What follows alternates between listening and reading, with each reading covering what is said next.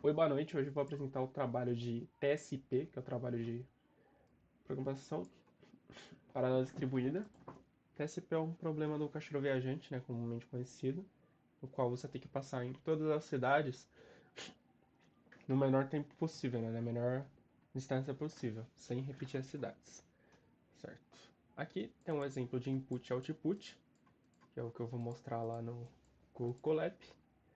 Basicamente a gente pegou a técnica sequencial. Pegamos a técnica sequencial e aplicamos o MPI.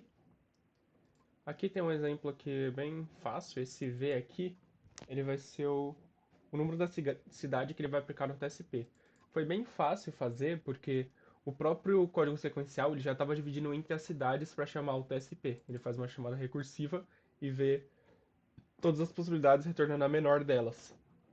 Então, como ele faz por cidade direto, o único cuidado que a gente teve que tomar foi que toda a matriz, porque esse problema dá para você resolver com grafos, mas o jeito mais fácil é você fazer uma matriz de distâncias. Só que aqui a matriz de distâncias ele começa a partir do 1, não a partir do 0. Então esse aqui foi o único cuidado que a gente teve que tomar, porque na hora de a gente dividir o processamento entre os processos, processamento geral entre os processos, para ser n dividido por p, né, que é o modelo proposto lá de. Eu provavelmente vou errar, mas é BSP/CGM.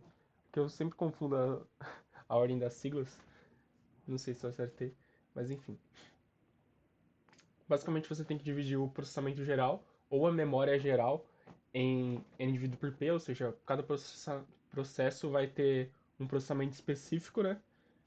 E depois juntar tudo. Então, essa foi a estratégia principal. Então aqui a gente faz o.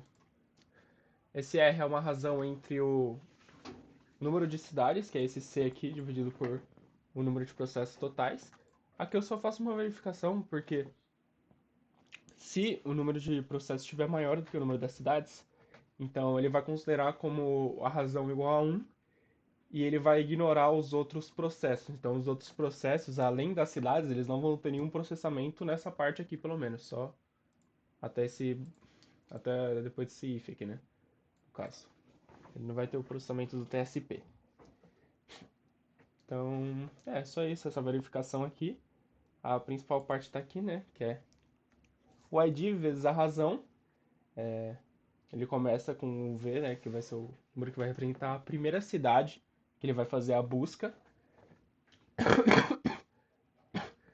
E aí ele vai verificar se isso aqui não é, quer dizer, se isso aqui é menor do que o ID mais um vezes o R, né, que é a razão. E aí ele vai sempre somando mais um, certo? É basicamente isso, o único cuidado que a gente teve que tomar é criar essa variável aux aqui, que ela vai ser o V mais um, né, porque como tá em vários lugares aqui, né, eu achei mais fácil criar uma variável aqui. A gente criou uma variável que vai representar o V mais um, porque aqui, ó, desse lado aqui, ó, dá pra ver.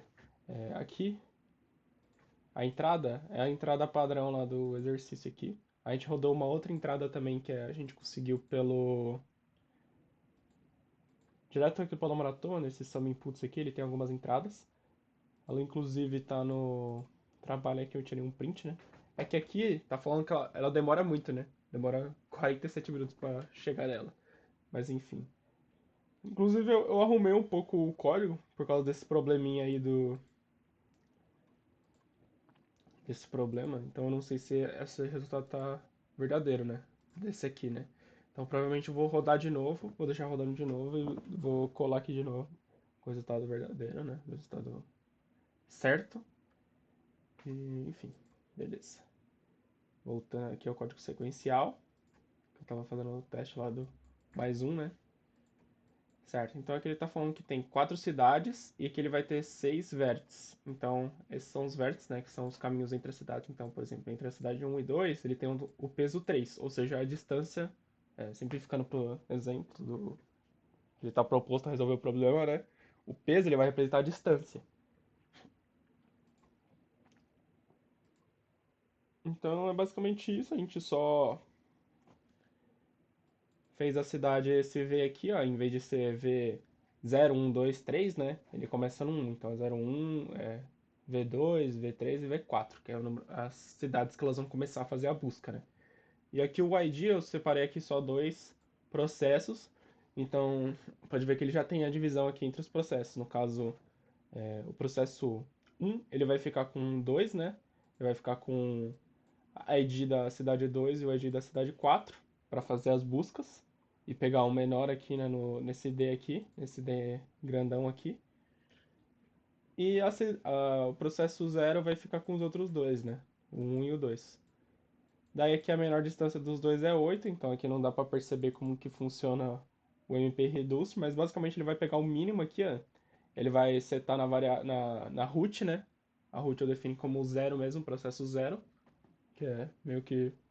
Se tiver um processo só, você tem certeza do que ele vai estar lá, né? Então o processo zero é meio intuitivo você colocar.